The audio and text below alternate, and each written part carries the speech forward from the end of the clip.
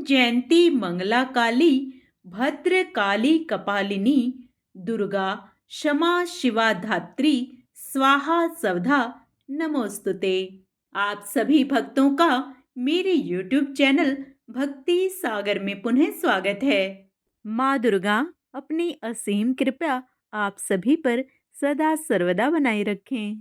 आज का अपना वीडियो शुरू करने से पहले आप सभी से विनम्र प्रार्थना है, यदि आप मेरे चैनल पर नए आए हैं और अभी तक मेरे चैनल को सब्सक्राइब नहीं किया है तो व्रत त्योहारों से संबंधित सभी जानकारियां प्राप्त करने के लिए, सभी व्रत कथाएं सुनने के लिए, प्रतिदिन के पंचांग की जानकारी प्राप्त करने के लिए कृपया मेरे चैनल को सब्सक्राइब अवश्य करें। वीडियो यदि पसंद आता है तो लाइक एंड शेयर भी करें। पुनः मन में माँ भगवती का स्मरण करते हुए एकाग्रचित मन से आगे का अध्याय स्मरण करते हैं। जन्मेजय बोले, हे द्विज, मैंने विष्णु द्वारा किए गए देवी यज्ञ के विषय में विस्तार पूर्वक सुन लिया। अब आप मुझे विस्तृत रूप से भगवती की महिमा बताइए। हे विप्रेंद्र, देवी का चरित्र सुनकर मैं भी वह उत्कृष्ट देवी यज्ञ अवश्य करूंगा और इस प्रकार आपकी कृपा से पवित्र हो जाऊंगा। व्यास जी बोले, हे राजन, सुनिए, अब मैं भगवती के उत्तम चरित्र का वर्णन करूंगा। मैं इसके साथ साथ विस्तृत इतिहास का पुराण भी कहूंगा। कौशल देश में सूर्यवंश में एक महातेजस्वी श्रेष्ठ राजा उत्पन्न हुए। वे महाराज पुष्य के पुत्र थे और ध्रुव संधि के नाम से विख्यात थे।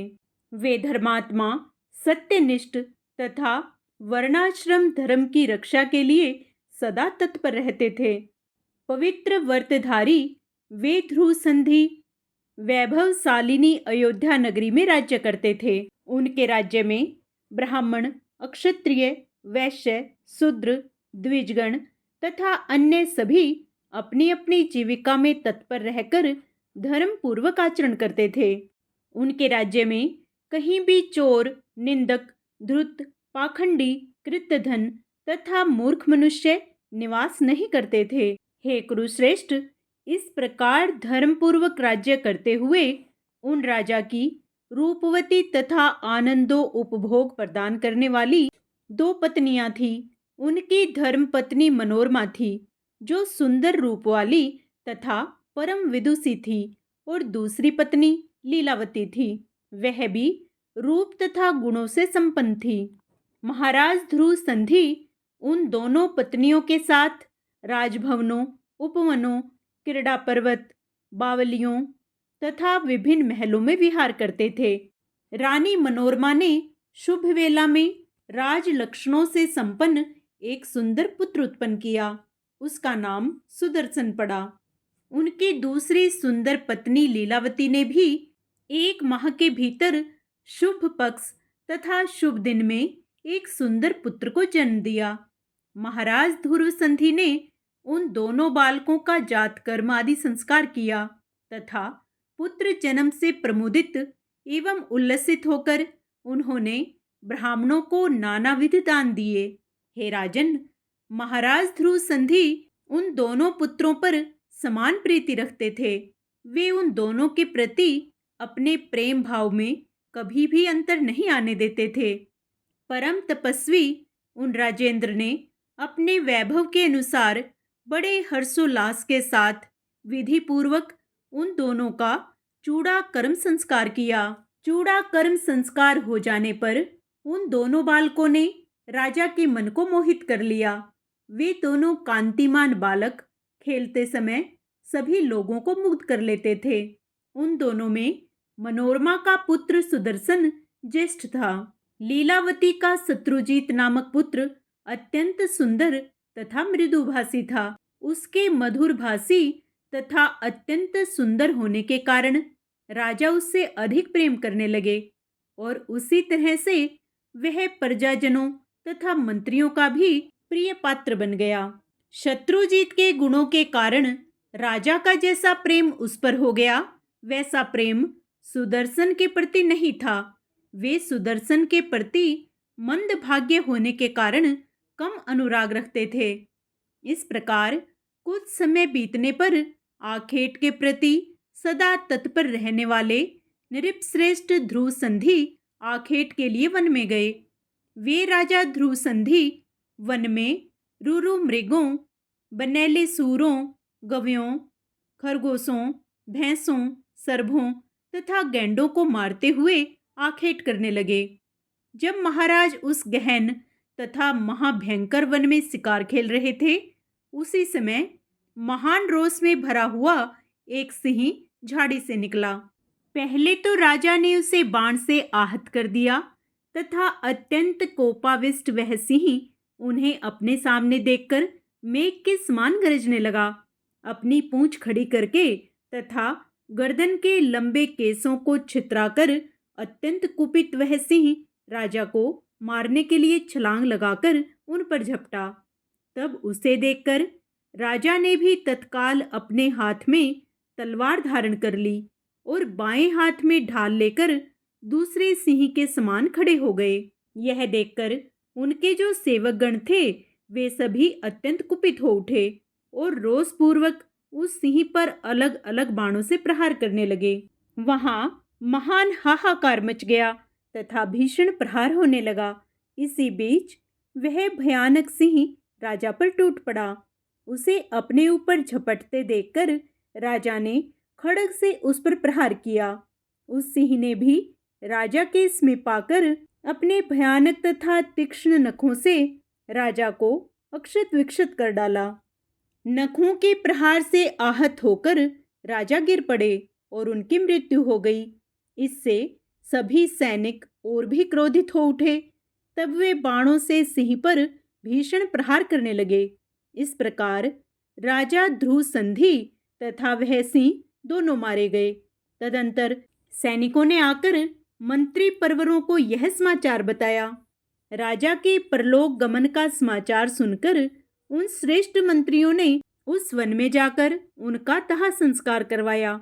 वहीं पर गुरु वशिष्ठ ने परलोक में सुख प्रदान करने वाले सभी श्राद्ध आदि पारलौकिक कृत्य विधि पूर्वक संपन्न करवाए। तदंतर प्रजाजनों, मंत्रियों तथा महामुनि वशिष्ठ ने सुदर्शन को राजा बनाने के उद्देश्य से आपस में विचार विमर्श किया। श्रेष्ठ मंत्रियों ने कहा कि सुदर्शन महाराज की धर्मपत्नी मनोरमा के पुत्र हैं, शांत स्वभाव वाले पुरुष हैं तथा सभी लक्षणों से संपन्न हैं, अतः ये राज सिंहासन के योग्य हैं। गुरु वशिष्ठ ने भी वही बात कही कि महाराज का यह पुत्र सुदर्शन राजपद के योग्य है, क्योंकि बालक होते हुए भी धर्मपरायण राजकुमार ही राज सिंहासन का अधिकारी होता है। वयोवृद्ध मंत्रियों के द्वारा इस प्रकार विचार करने के उपरांत यह समाचार सुनकर उज्जैनी नरेश राजा युधाजित शीघ्र ही वहां आ पहुंचे।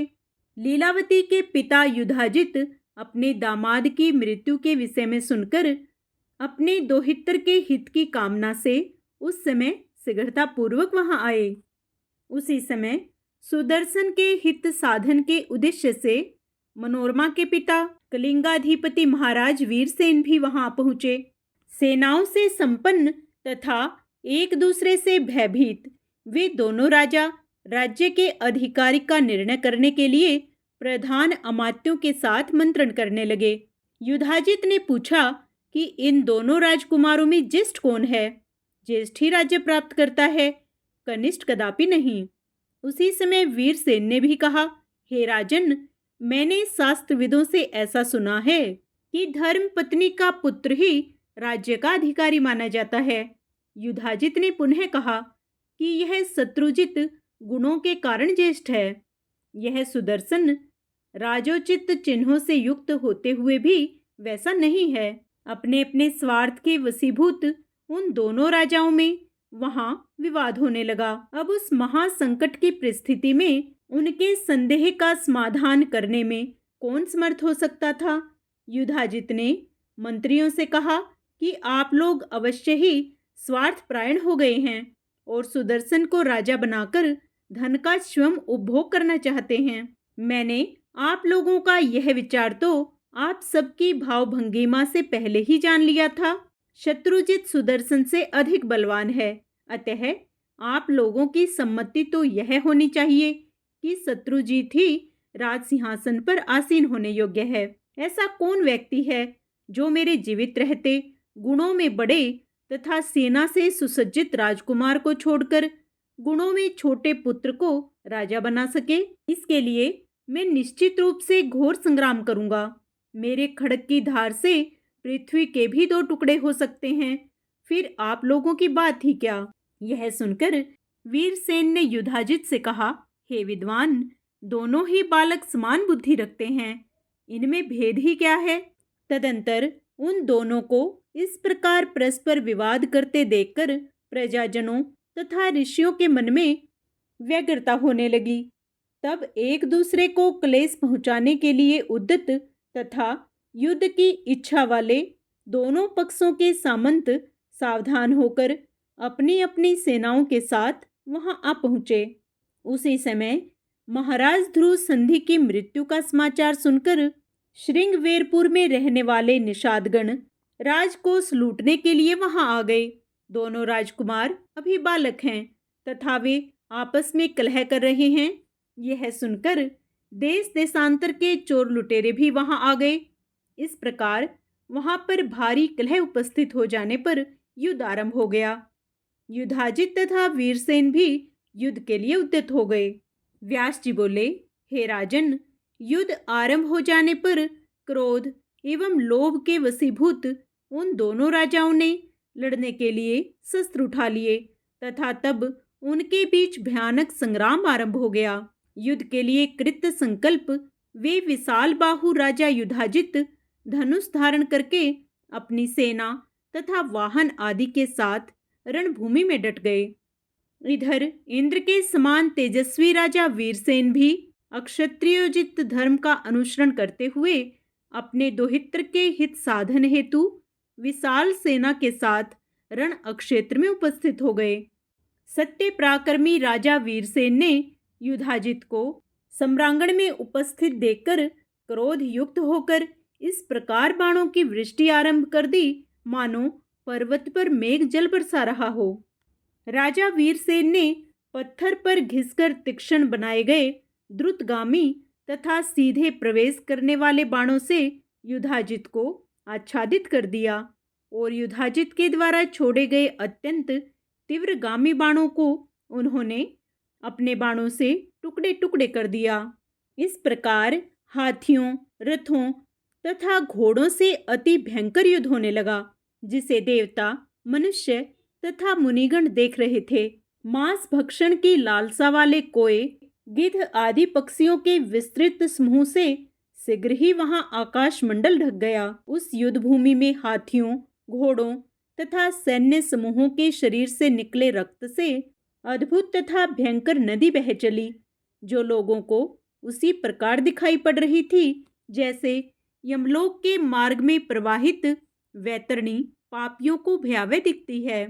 तीव्र धार के वेग से कटे हुए तट वाली उस नदी में मनुष्यों के केस युक्त इधर उधर बिखरे मस्तक खेलने में तत्पर बालकों द्वारा यमुना में फेंके गए तुम्बी फलों के समान प्रतीत हो रहे थे।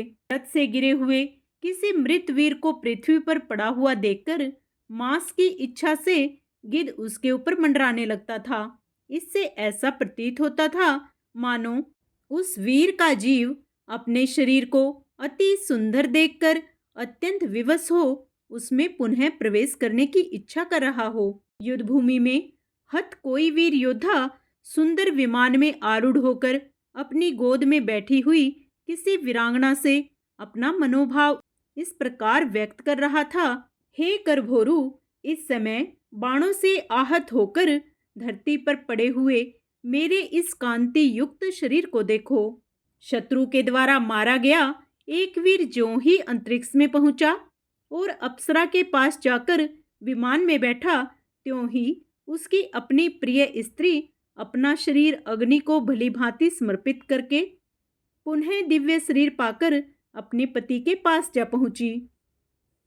उस युद्ध में 2 वीर परस्पर एक दूसरे के शस्त्र प्रहार से आहत होकर मर गए और साथ साथ ही स्वर्गलोक में पहुंचे।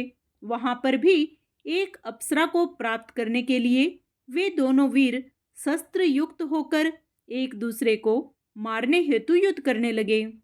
कोई अनुराग में युवा वीर अतिशय रूपवती तथा गुणवती अप्सरा को प्राप्त करके अत्यंत बढ़ा चढ़ाकर अपने गुणों का वर्णन करते हुए उसके प्रति भक्ति प्रायण होकर प्रयत्न पूर्वक उस प्रेम दायिनी के गुण आदि का अनुकरण करने लगा।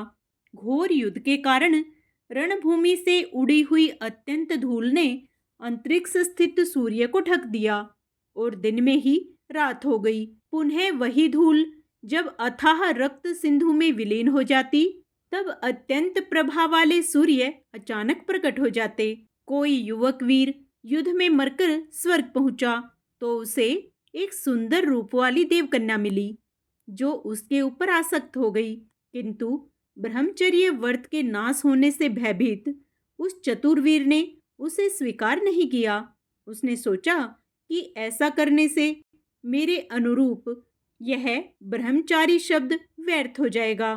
तदंतर घोर संग्राम छिड़ जाने पर राजा युद्ध जीतने अपने तीक्ष्ण तथा अत्यंत भीषण बाणों से वीरसेन को मार डाला। इस प्रकार कटे मस्तक वाले महाराज वीरसेन पृथ्वी पर गिर पड़े। उनकी संपूर्ण सेना नष्ट हो गई और चारों दिशाओं में भाग गई। अपने पिता वीरसेन को सम्रांगण में मारा गया सुनकर तथा अपने पिता के वैर का स्मरण करते हुए मनोरमा भय से व्याकुल हो गई।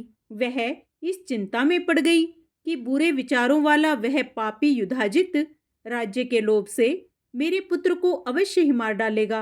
अब मैं क्या करूं, कहाँ जाऊं? मेरे पिताजी युद्ध में मारे गए तथा पतिदेव भी मर चुके हैं और मेरा यह पुत्र अभी बालक ही है। लोभ बड़ा ही पापी होता है, इसने किसको अपने वश में नहीं किया। लोभ से ग्रस्त हो जाने पर श्रेष्ठ राजा भी कौन सा पाप नहीं कर सकता। लोभ से अभिभूत मनुष्य अपने माता पिता, भाई, गुरु तथा बंधु बांधवों को भी मार डालता है, इसमें संदेह नहीं है। लोभ के कारण मनुष्य अभक्ष्य का भक्षण तथा अगम्या स्त्री के साथ गमन भी कर लेता है। यहाँ तक कि लोभ से व्याकुल होकर वह धर्म का त्याग भी कर देता है। अब इस नगर में कोई बलवान पुरुष मुझे सहायता देने वाला भी नहीं रह गया जिसके आश्रय में रहकर मैं अपने सुंदर पुत्र का पालन कर सकूं। यदि राजा यथाजित मेरे पुत्र को मार डालें तो मैं फिर क्या करूंगी? इस संसार में मेरा कोई रक्षक नहीं है जिसके सहारे मैं निश्चिंत रह सकूं। मेरी सोत लीलावती भी सदा मुझसे वैर भाव रखती है, अतः वह भी मेरे पुत्र पर दया नहीं करेगी। यथाजित के रणभूमि से लौटकर आ जाने पर मेरा यहाँ से निकल भागना संभव नहीं हो सकेगा। वह मेरे पुत्र को बालक जानकर उसे कारागार में डाल देगा। सुना जाता है कि पूर्व काल में इंद्र ने अपने वज्र को अत्यंत छोटा बनाकर अपनी सौतेली माता दीति के गर्भ में प्रवेश करके गर्भस्थ शिशु को काटकर उसके 7 टुकड़े कर दिए थे। इसके बाद उसने पुनः एक एक टुकड़े के 7-7 खंड कर दिए थे। वे ही आगे चलकर देवलोक में 49 मरुत के रूप में प्रतिष्ठित हुए। मैंने यह भी सुना है कि पूर्व काल में एक राजा की किसी रानी ने अपनी सोत के गर्भ को नष्ट करने के उद्देश्य से उसे विष दे दिया। कुछ समय बीतने पर वह बालक विष के साथ उत्पन्न हुआ। इसी से वह भूमंडल पर सगर नाम से प्रसिद्ध हो गया। महाराज दशरथ की भार्या केकई ने पति के जीवन काल में ही उनके ज्येष्ठ पुत्र रामचंद्र को वनवास दे दिया था, जिसके फलस्वरूप राजा दशरथ की मृत्यु भी हो गई। जो मंत्री मेरे पुत्र सुदर्शन को राजा बनाना चाहते थे, वे भी अब विवश होकर युधाजित के अधीन हो गए हैं। मेरा भाई भी ऐसा योद्धा नहीं है जो मुझे बंधन से छुड़ा सके। आगे का अध्याय हम अपने कल के वीडियो में करेंगे। पूर्ण पुण्य लाभ प्राप्त करने के लिए व निरंतर माँ भगवती की कृपा से जुड़े रहने के लिए आप उसे भी अवश्य स्मरण करें। जय माता दी। आइए अब माँ भगवती की प्रसन्नता प्राप्त करने के लिए माँ दुर्गा की आरती करें। अम्बे तू है जगदम्बे काली, जय दुर्गे खप्पर वाली। तेरे ही गुण गावें भारती। ओ मैया हम सब उतारे तेरी आरती। तेरे भक्त जनों पर माता पीर पड़ी है भारी, पीर पड़ी है भारी। दानव दल पर टूट पड़ो माँ करके सिंह सवारी, माँ करके सिंह सवारी। सौ सिंहों से भी बलशाली है अष्टभुजाओं वाली, दुष्टों को तू ही ललकारती। ओ मैया हम सब उतारे तेरी आरती। माँ और बेटे का इस जग में बड़ा ही निर्मल नाता, बड़ा ही निर्मल नाता।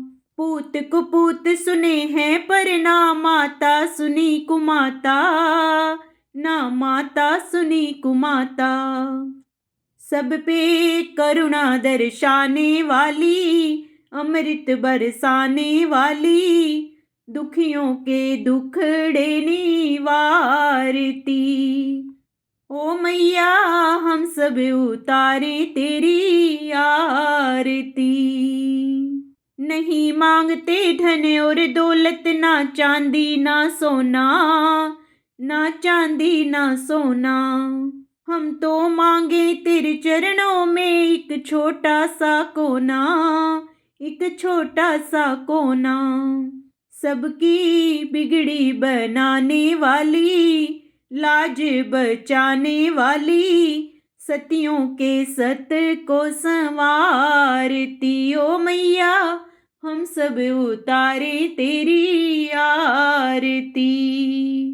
चरण शरण में खड़े तुम्हारी, ले पूजा की थाली, ले पूजा की थाली।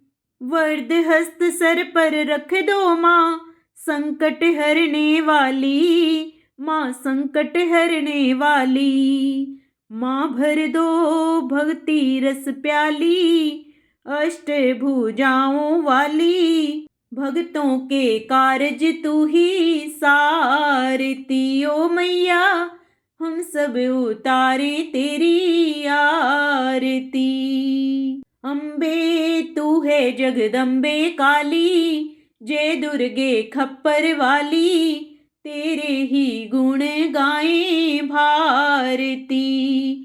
ओ मैया हम सब उतारे तेरी आरती। जय माता दी।